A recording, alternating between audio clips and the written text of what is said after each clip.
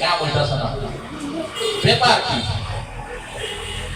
এক পর্যায়ে গিয়া টয়লেট করতে করতে টয়লেটের ভিতরে এই ভণ্ড নবুয়তের দাবিদার গোলাম শয়তান কাদিয়ানী টয়লেটের ভিতরে মারা গেছে। সুবহানাল্লাহ বলি না? কিন্তু সানাউল্লাহ অমৃতসারী এরপরে 40 বছর একদম সুস্থ সবল বাচ্চা ছিল মারা যাওয়ার পর। এখন তার মানে কি বোঝা গেল? তার মানে আমি কাদিয়ানীদের ব্যাপারে একটু হালকা কিছু ঝাপসা দিলাম। এই কাদিয়ানীদের অমুসলিম ঘোষণা করার জন্য বিশ্বের বহু কান্ট্রিতে অমুসলিম ঘোষণা হয়ে গেছে। লেবানন থেকে শুরু করে দুবাই, সৌদি আরো বড় বড় জায়গায় ঘোষণা হয়ে গেছে। সর্বশেষ এদের শেষ কাটিয়া ছিল পাকিস্তান।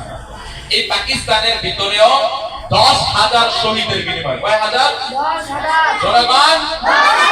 10,000 শহীদের বিনিময় পাকিস্তানে পর্যন্ত পার্লামেন্টের ভিতরে ঘোষণা হয়ে গেছে যে এরা সংখ্যালঘু কাদিয়ানী ধর্ম, এরা ইসলাম ধর্মের কেউ না, এবার অমুসলিম ঘোষণা করে দেওয়া হয়েছে।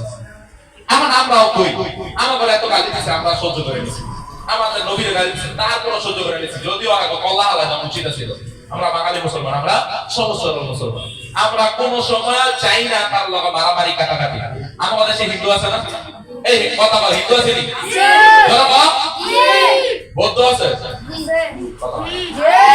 খ্রিস্টান আছে? কোনদিন মারামারি হয়েছে? কাটাকাটি হয়েছে? মুসলমান গিয়া রোজা রাখতে গিয়া হিন্দু ধর্ম পালন করে।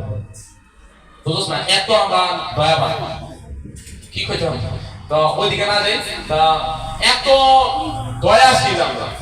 আমার কথা হলো তোরাও থাক, আমাদের দেশ তো আমরা তো তখন তারাই দিতে চাইতেছি না, তোরাও থাক। কিন্তু তোরা আমাদের আযান শব্দ ব্যবহার করতে পারবি না, তোরা আমাদের মসজিদ শব্দ ব্যবহার করতে পারবি না, তোরা আমাদের আল্লাহ শব্দ ব্যবহার করতে পারবেন না, আপনারা আমাকে নবী শব্দ ব্যবহার করতে পারবেন না, আপনারা আমাদের জায়নামাজ শব্দ ব্যবহার করতে পারবেন না, আপনারা আমাদের মাদ্রাসা শব্দ ব্যবহার করতে পারবেন না, আপনারা আমাদের কোরআন শব্দ ব্যবহার করতে পারবেন না, আপনারা আমাদের ইসলাম শব্দ ব্যবহার করতে পারবেন না, আপনারা আমাদের আরবি শব্দ ব্যবহার করতে পারবেন না, আপনারা আমাদের কোনো কিছুই ব্যবহার করতে পারবেন না।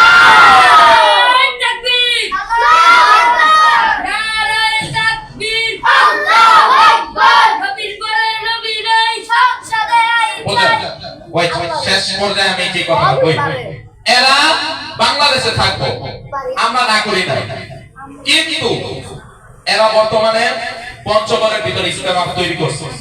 এরা শুধু তাই না, আর এমন বহু আকাম গুগম গুলা করতেছে, মানে মুসলমানদেরকে নিয়ে ভুলায় বেলায়, সরসর মুসলমানদেরকে ভুলায় বেলায় তারা কাদিয়ানি বানায় দিতেছে। এই কাদিয়ানি বানায় দিতেছে, পরবর্তীতে ওই মানুষটা কাফের অবস্থায় মৃত্যুবরণ করতেছে।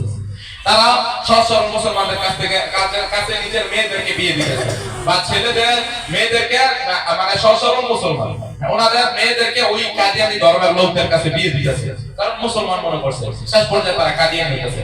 সর্বশেষ আরএফএল কোম্পানির মালিক উনিও কাদিয়ানি হয়ে গেছে। এখন বুঝেন, মানুষ যদি আস্তে আস্তে কাদিয়ানি ধর্ম গ্রহণ করতে থাকে, বুঝেন কি একটা মারাত্মক প্রভাব পড়বে দেশের উপরে। বুঝেন না? কথা কয় না, বুঝছেন?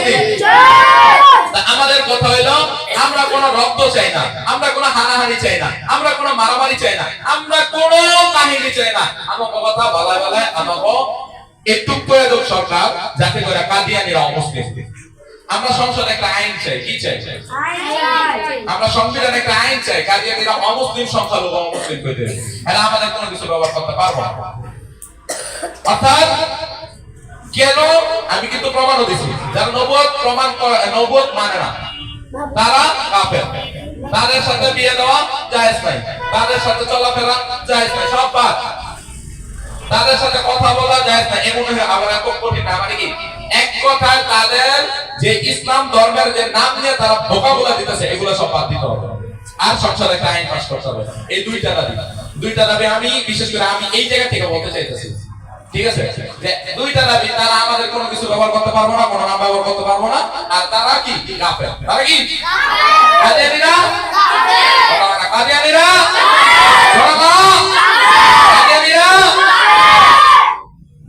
ঠিক আছে? আমাদের নবীর পরে কোন নবী আছে? যারা বলে নবীর পরে কাদিয়ানীরা। তো আজকের জন্য এ পর্যন্তই, যতটুকু আলোচনা করলাম।